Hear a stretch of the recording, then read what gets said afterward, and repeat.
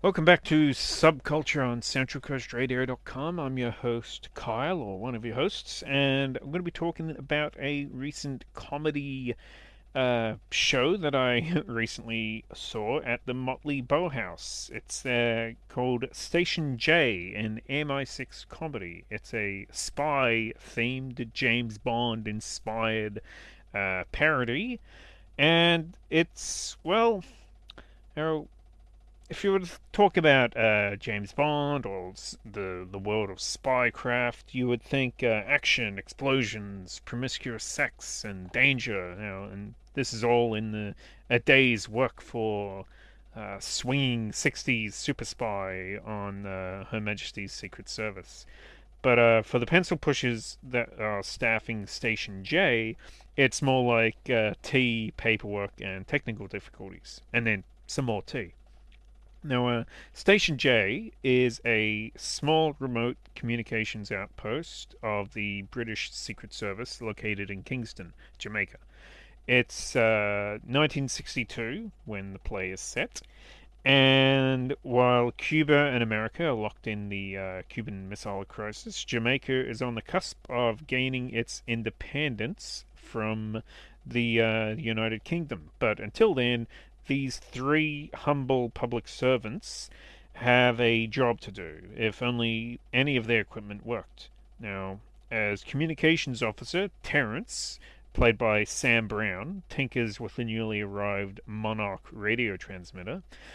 Chief Officer Charles Higginbottom, played by James Rosier, curses the owner of the local fish and chip shop who hogs up their phone lines. All while Margaret, played by Annabelle Green, puts up with these two fools and makes multiple pots of tea. Now, the day is shaken up when a coded message comes through with a warning of an impending arrival. Just then, a heroic double O agent, played by Fee Parry, bursts into the office and things start to go really sideways. Station J finds itself embroiled in conspiracies, murder, triple crosses, and hopefully they can keep a stiff upper lip as a ticking clock counts down to a potential doomsday. Now, this show was written by Kieran Bullock and Jack Richardson. Station J in MI6 comedy is a love letter to British spy thrillers of all sorts, from Ian Fleming to John Le Carre, tales of espionage and uh, action. They continue to thrill audiences long after the Cold War has ended, but every James Bond needs someone to file his paperwork, and this is where Station J comes to the rescue. I actually caught a show involving Kieran Bullock just recently at Butterfly Club. I didn't get a chance to talk about it on Subculture, however. It was a show called The Brothers Rapture, kind of a musical uh, a musical story about two priests who make it really successful in the rap game. It was quite interesting. Really, it seemed kind of reminiscent of Father Ted and yeah, just other kind of shows like that. I really did enjoy that one, but yeah, unfortunately, I didn't get a chance to talk about it at the time. But this one, that one I believe only featured Kieran, but this one is co-written by him, and so yeah, I was kind of excited to see what he could pull off here. And I'm also a massive fan of James Bond.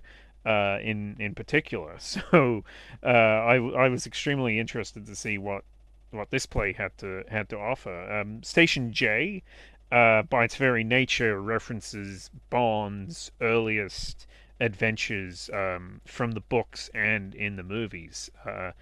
It's Station J, the actual outpost, is referenced in Doctor No. I believe it's referenced in Casino Royale. It's really yeah. Some of his earliest stories were set um, in Jamaica, and yeah, that's kind of where this what's kind of set off this story. Like as you walk into the downstairs theater the Motley Bauhaus, I was transported to the hot and moist world of Jamaica in the 1960s. There was a song, Kingston Calypso. Also, probably most people would think it's called Three Blind Mice, which was playing over the speakers. And for a lot of people, they might think that seems just completely out of place, but in kind of like a James Bond parody. But Bond fans would understand it's just another reference to the movies and to James Bond itself. I mean, that was a song that played right at the very beginning of Doctor No, the very first James Bond song movie. Now, it's also fitting as Three Blind Mice. It can also refer to our hapless trio of civil servants who are soon to be well out of their depth. Um, I was pleasantly surprised by how engaging I found the story of Station J, an MI6 comedy as well. Uh, like it begins as a fairly run-of-the-mill day at the office, but it's soon followed by more twists than you can really shake an exploding pan at. Codes are being cracked, petty office politics are boiling over, and like that's all before the double O agent arrives.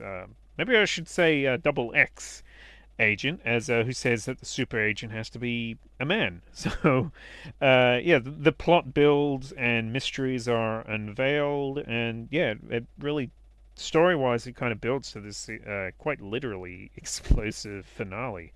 But of course, it's also a comedy after all, and yeah, when it comes to laugh, Station J really delivers. It's clearly inspired by the classic British comedies of yesteryear, such as Faulty Towers and Blackadder.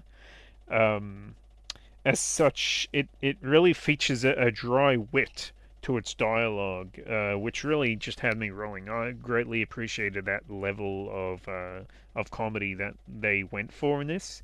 Um, I mean, there's a line in the show, a face like a mushroom omelet, which yeah, it's become one of my favorite new insults. Yeah, they didn't need to have a lot of vulgarity in the dialogue or in the play. It's just a really smart, well-written satire of British bureaucracy and the spy game. So yeah, the cast of Station J, an MI6 comedy, they're also yeah, this spectacularly kooky collection of misfits. Yeah, the nerdy Terrence bumbling his way through the office. Rosier plays the character of Charles as the quintessential pipe smoking military gent who is being turned into an office manager in post-war Britain. While Margaret is, of course, the real brains behind the operation, and yeah, more importantly, she makes the tea. But yeah, the story like the story, the characters themselves really ramp up in energy with the arrival of their unexpected guests. The latecomer comes kind of late in the play. Admiral Planchet, who is played by Kieran Bullock. Yeah, he was really kind of my personal favorite for the just the ridiculous eccentricity of the old bean. I'll be honest, when I saw the play, I didn't actually realize that I had seen Kieran before because he's under quite a lot of makeup, not makeup, but under kind of costumes in this. So I didn't actually recognize him at first until afterwards. Uh, but yeah, on a technical level, I love just how well the crew turned the downstairs at Motley Bauhaus into this communications outpost for the night. The costume design was spot on, and there was really a really creative use of the space in the room to build this Station J communications outpost. And yeah, where would James Bond be without his signature gun barrel intro? And even that is created or recreated with the play's kind of thrilling lighting design constantly surprising as the light went on, as the night went on. I was I'm really impressed by how how much these different plays kind of uh, they can reinvent just that simple that simple little room in the Motley Bauhaus. I've actually seen quite a few plays there now, and yeah, they all make really good use of the space.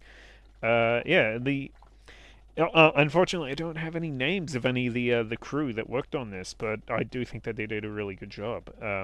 It's yeah, the show's exciting, it's intriguing, and yeah, it's hysterical. So yeah, Station J, it's Station J and MI6 comedy is a jolly good show.